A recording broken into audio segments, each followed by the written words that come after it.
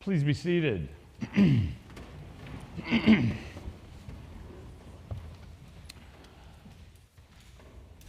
If you'll bear with me this morning, I would like to delve into some philosophy, and I would like to start with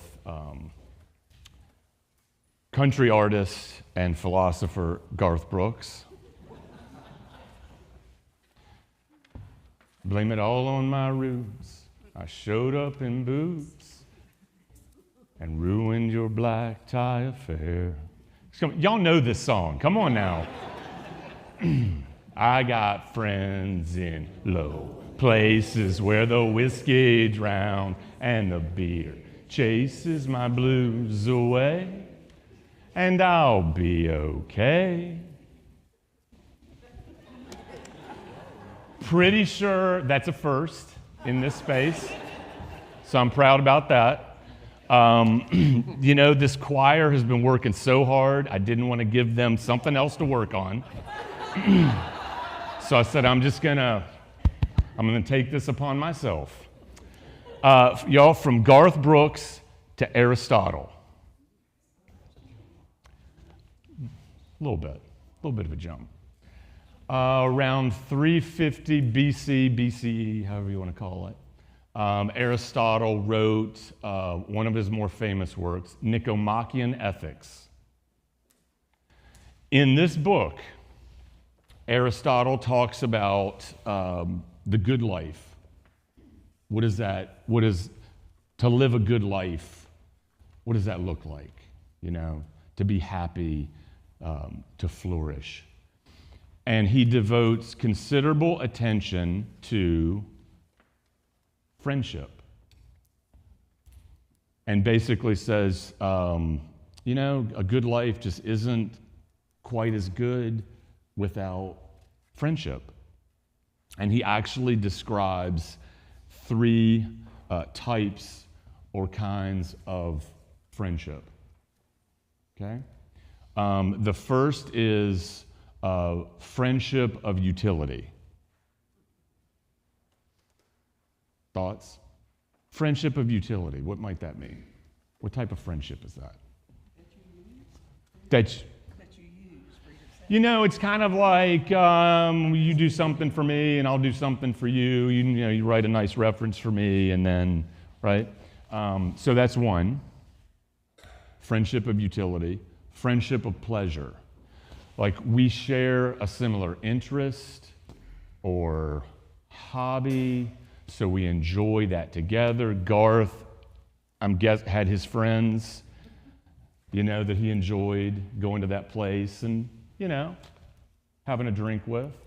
So that's friendship of utility, friendship of pleasure, and the third is friendship of virtue.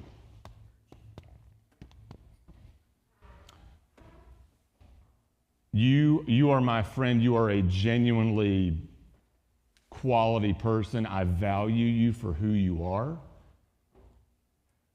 And in being friends, you make me a better person.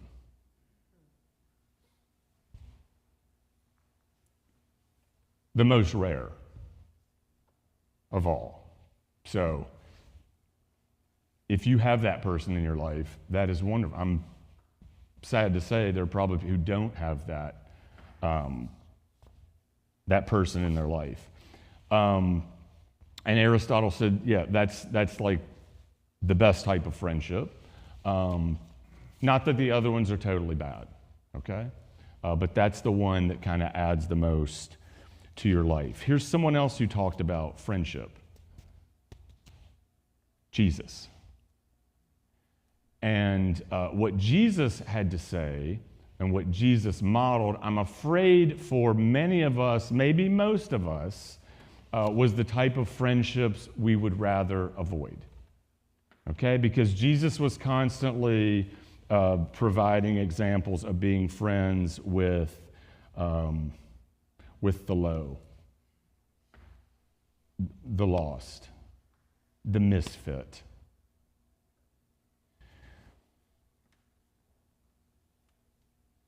Peter's story is Methodist minister, bishop from South Africa, and he taught at Duke for a number of years, but he's really most known for his work in the anti-apartheid movement. He's also known for being a chaplain to Nelson Mandela, specifically when Nelson Mandela was imprisoned on Robben Island. But Peter's story puts it this way. Some tell us that following Jesus is a simple matter of inviting him into our hearts. But when we do that, Jesus always asks, "May I bring my friends?" And when we look at them, we see that they are not the kind of company we like to keep. The friends of Jesus are the outcasts, the marginalized, the poor, the homeless, the rejected, the lepers of life. We hesitate and ask, "Jesus, must we really have them too?" Jesus replies, "Love me, love my friends."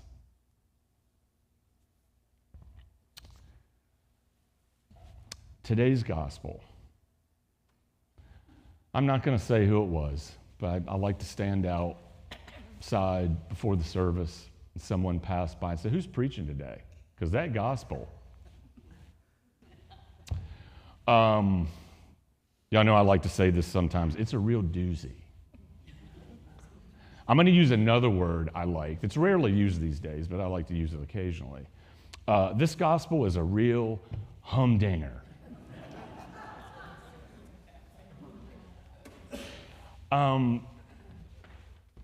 Most would suggest this is the most bizarre, difficult parable that Jesus told.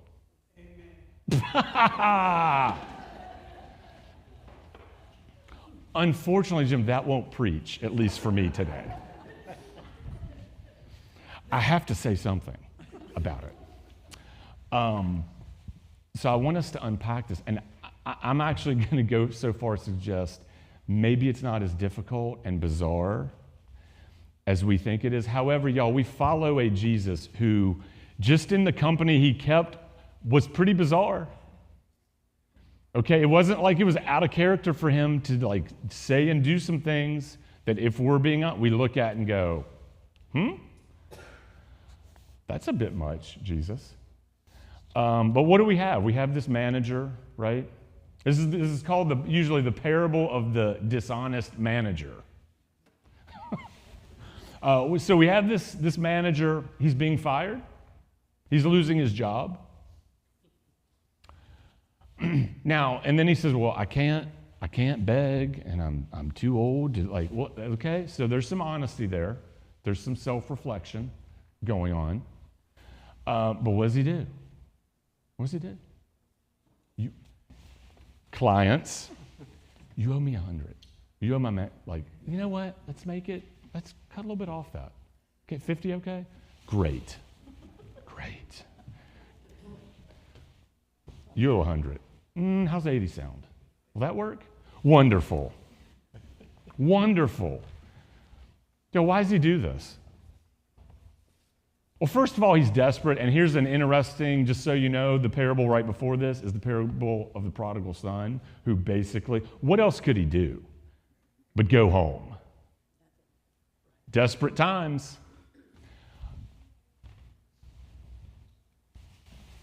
This is a parable about friendship. It is a parable about relationship. And it is a parable about community. Because at the end of the day, here's what happened. I'm going to make a deal with you so that we can be better friends and you will welcome me into your home. I need that. I want to be there. That's where I want to be, in your home. Y'all think about this. I forgive part of your debt because I want to be your friend, because I want you to welcome me into your home. That sounds pretty shady, doesn't it? Does that sound pretty out there? Pretty weird? Pretty, like, what, we're being commended for this? Guess what? The God that loves us, forgives us, wants to be our friend, and wants us to welcome that God into our home. What I'm suggesting to you, and I know I haven't convinced you yet, but you need to sit with this, is there is a parallel in what this manager does and what our God does for us. Because you know what? Our God will go to great lengths to visit us in our home and be a part of our home and our heart. Truth.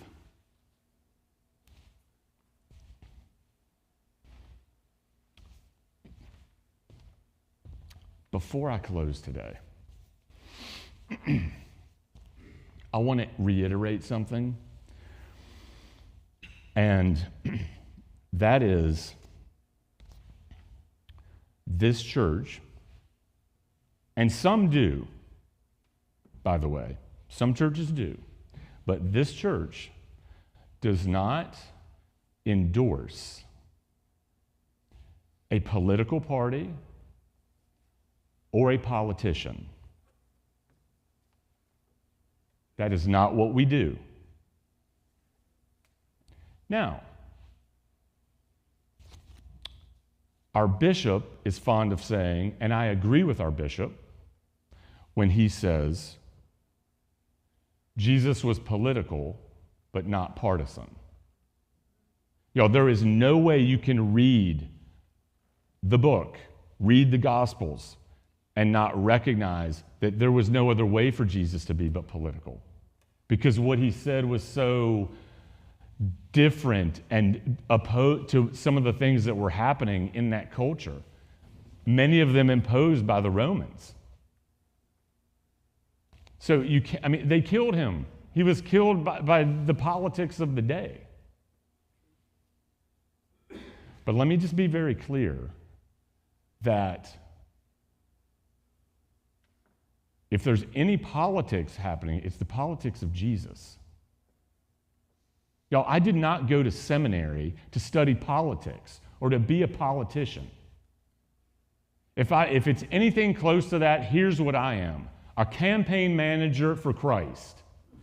You can give me that title any day of the week, and I will take it, and I hope you will too. But that is different. Y'all, I had a bunch of conversations this week.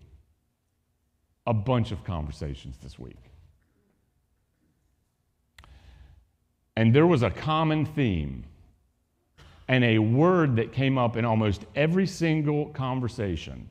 And it's not even a word that's used that frequently these days, I guess, but it was just through them all. Kirk, I'm weary. I am tired of the name calling, of the divisiveness, of the dehumanizing of anyone who has a different opinion than I do. Y'all, I heard this over and over and over again. I'm weary too.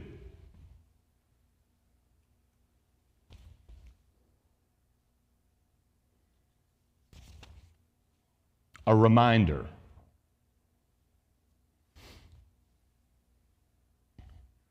Matthew chapter 11, verses 28 through 30. Jesus said, "Come to me, all you that are weary and are carrying heavy burdens, and I will give you rest.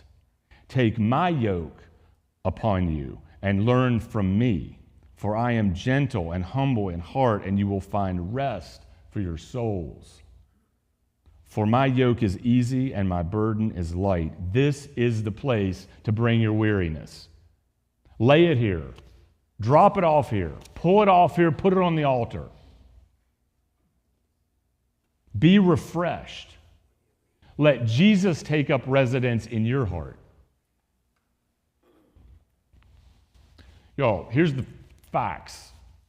Jesus had friends in low places, high places, and all the places in between. And he still does. And he wants to include each of us among those friends.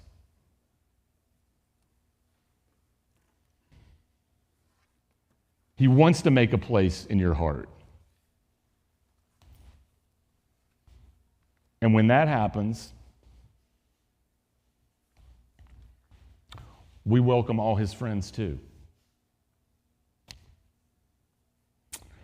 Jesus says, love me, love my friends. Amen.